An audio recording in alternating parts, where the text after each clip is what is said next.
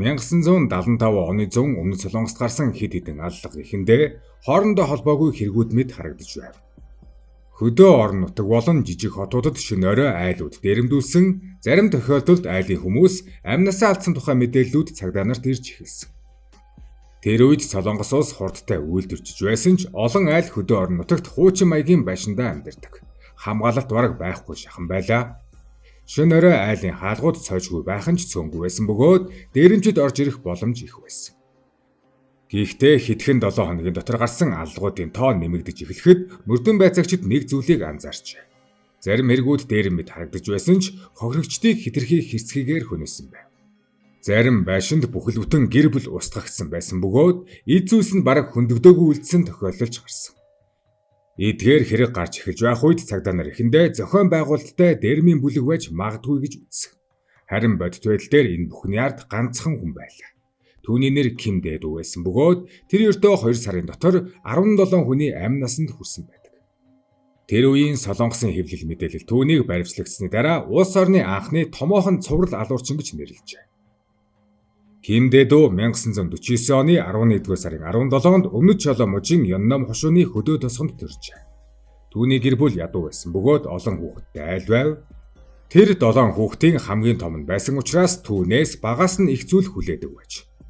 Солонгос тэр үед ууган хүү гэр бүлийн нэр хүндийг авч явах ёстой гэж үздэг байсан.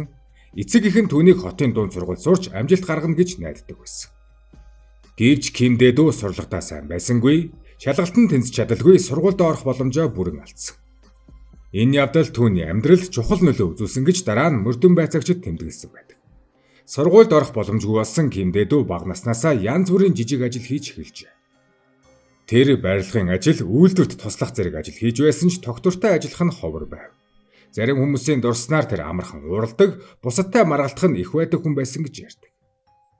Өсвөр насндаа тэр анхудаа гэмт хэрэгт холбогдож 17 настайдаа бусдад халдсан хэрэгт баригдаж цагдаагийн бүртгэлд орсон байдаг. Энэ явдлаас хойш дахин хэд хэдэн удаа хулгай, хүчирхийллийн хэрэгээр шалгагдсан байжээ. 1970-ад оны ихэр гэхэд Ким Дэдүү хэд хэдэн удаа шоронд ороод байлаа. Тэр хугацаанд Ким ажил мэргэжил эзэмшээгүй ба суллагдсныхаа дараа тогтвортой амьдралд эргэн орох боломж багтаа болсон. Солонгос тэр үед ялтан байсан хүмүүсийг ажилд авах нь ховор байсан тул тэр олон газар ажил хайж бүтлгүүджээ. Шоронгоос суллагдсан ч нийгэмд тогтвортой байр суурь олж чадаагүй нь түүний амьдралын замналт нөлөөлсөн гэж судлаачид үздэг. Сүүлийнхээ хулгайн хэрэгээр шоронд орсныхаа дараа 1975 оны 100 шоронгоос суллагдав. Тэр үед түүний амьдрал тодорхой төлөвлөгөөгүй байв. Тэр ажилгүй, тогтсон орлогогүй, амьдрах газар нь ч байнга солигддог байлаа. Тэр заримдаа танилуд дээр хонож, заримдаа төр байр түрээслэн амьдардаг байв. Энэ үед түүний амьдралд тогтвортой зүйл бараг байсангүй. 1975 оны 8-р сарын 13-нд Ким Дэдүү анхны аллагаа үлджээ. Тэр Гуанжу хотын ойролцоох нэгэн байшинд дээрэм хийх зорилгоор орсон байна. Тэнд өндөр настай хос амьдардаг байж. Дээрмийн үеэр тэр эрэгтэй хөнөөж, эмэгтэйг нь хүнд шархтуулсан.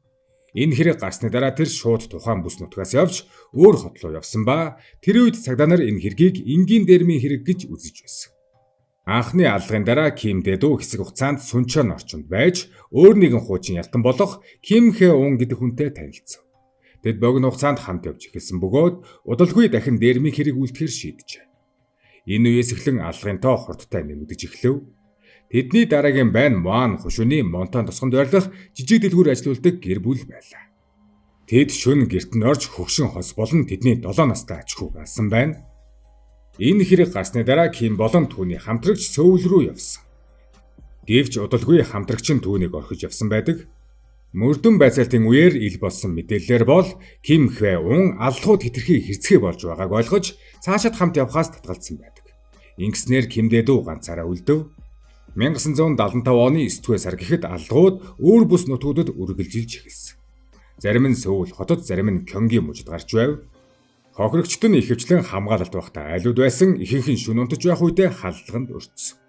Тэр олон тохиолдолд гал тогооны хутга, махны сүх зэрэг олдсон зүйлийг ашиглан хохирогчдыг хөнөөдөг байж. Чухам энэ үеэс л эхлэн цагдаа нар өөр бүсэд гарч байгаа аллагууд хоорондоо холбоотой байж магадгүй гэж сэжиглэж эхэлв. Гэвч тухайн үед Солонгос цуврал алуурчин гэсэн ойлголт байгаагүй, мөрдөн байцаалт бүс нутаг бүрт тус тустай явагдаж байсан. Хожим нь хамтрагч Кимхэ уун дараа нь цагдаад мэдүүлэхдээ Ким Дэдүү дээрэм хийхээс илүү хохирогчдыг хөнөөхөд анхаарч байгааг анзаарсан гэж хэлсэн байдаг. Өөрөөр хэлбэл мөнгө эзүүс авах нь 2 дугаарт тавигдаж хүчирхийлэл өөрөө гол зүйл болж хувирчээ. 1975 оны 9-р сарын 1-ээр Сөүл хотын Жуннан дүрэгт нэгэн өндөр настай эрэгтэй өөрийн гэртээ амнасаа алдсан хэрэг гарчээ. Шөнөөрөө хэн нэгэн гэрт нэвтэрч түүнийг хөнөөсөн байсан.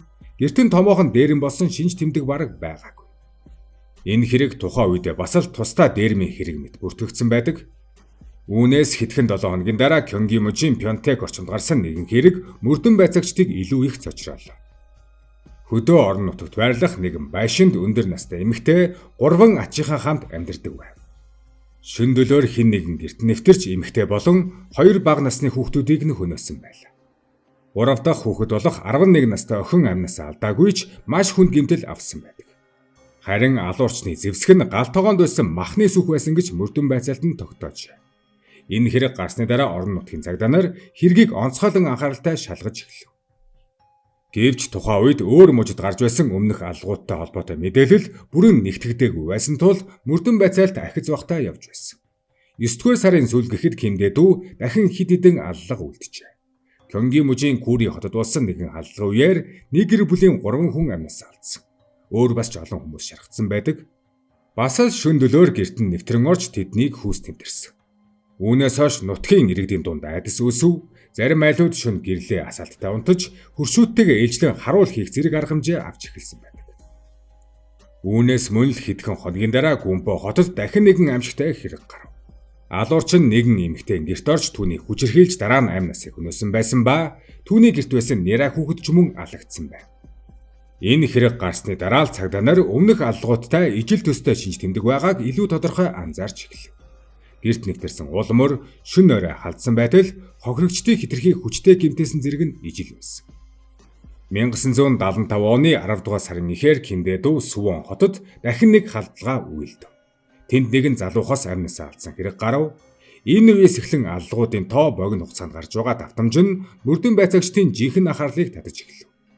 Зарим газрын цагдаагийн байгууллагууд эдгээр хэрэгүүд хоорондоо холбоотой байж магадгүй гэсэн таамаг дэвшүүлж эхэлсэн боловч тодорхой с сэжигтэн байгаагүй. Харин Ким Дэдүүгийн баримтлагдах цаг ойрцоор байв. Харин энэ нь тун санамсаргүй байдлаар эхлэв. 10 дугаар сарын 7-ны өдөр Ким Дэдүү Сөүл хотын хойд хэсэгт байрлах Добонг дүүргийн орчинд нэг залуутай тааралдсан байдаг. Тэд богино хугацаанд танилцаж хамт арх уусан тухай мэдүүлэгт дурддагддаг. Хожим мөрдөн байцаалтаар тогтоогдсноор Ким тухайн залууд хамт дээрэм хийх санал тавьжээ. Гэвч тэр хоёрын хооронд удалгүй маргаан гарсан байна.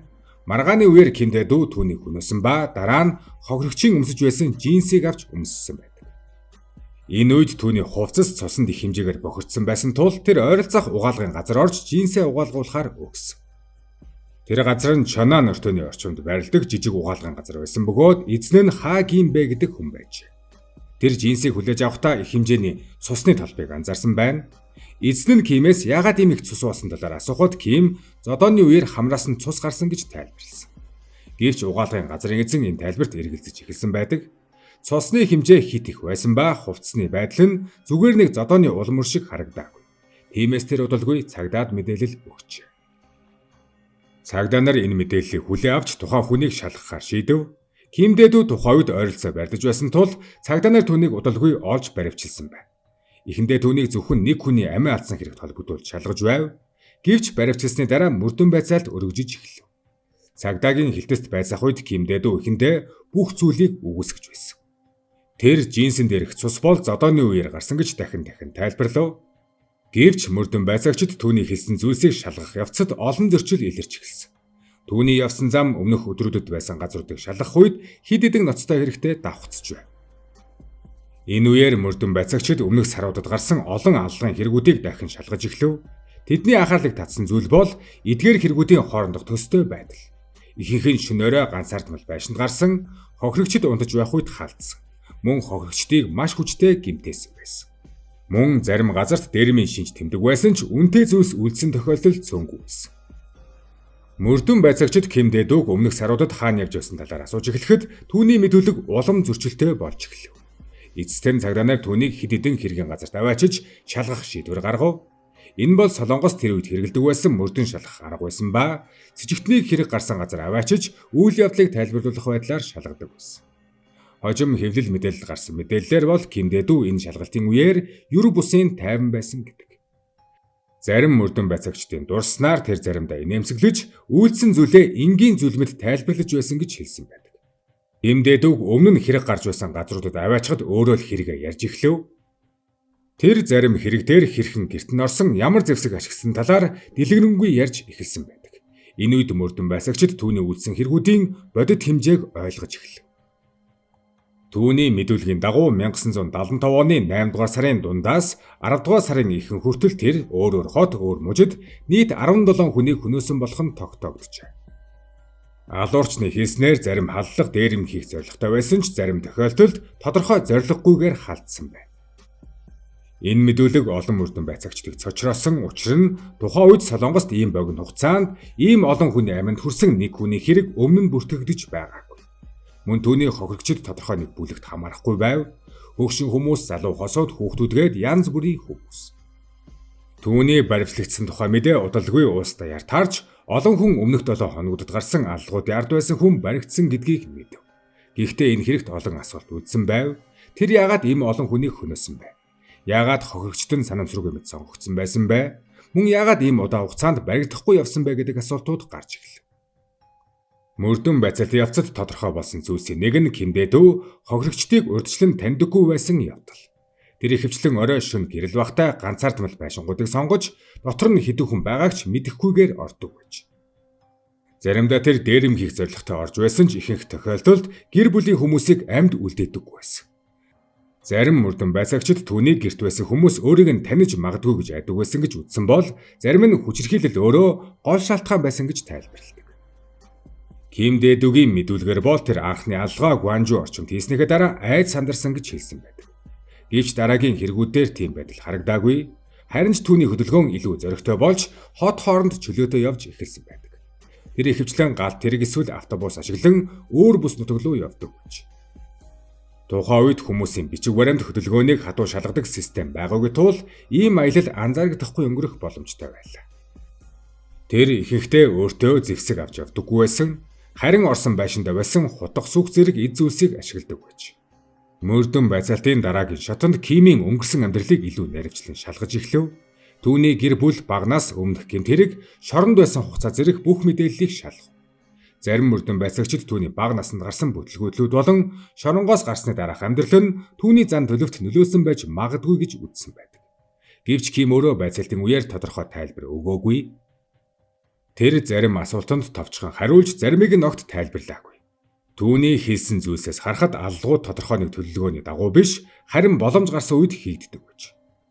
Мөрдөн байцаалт дуусах үед Ким Дэду 1975 оны 8 дугаар сарын дундаас 10 дугаар сарын ихэнх хүртэл нийт 55 хоногийн хугацаанд олон муж дамжин явж 17 хүний амьд хүрсэн нь тогтоогдов. Энэ нь тухайн үеийн Солонгосын гэмт хэргийн дүүхэнд хамгийн олон хүний амьд хүрсэн цуврал аллага болсон ба 2004 онд онц хэрцгий Юу Янчол 20 хүний хөнөөх хүртэл Ким Дэду Солонгосын айдсын символ байлаа.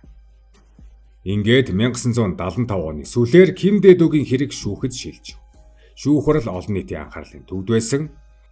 Зарим сонин түүнийг улс оронд урд өмнө хязгаарч гарч байгаагүй цуврал алуурчин гэж нэрлэж байлаа.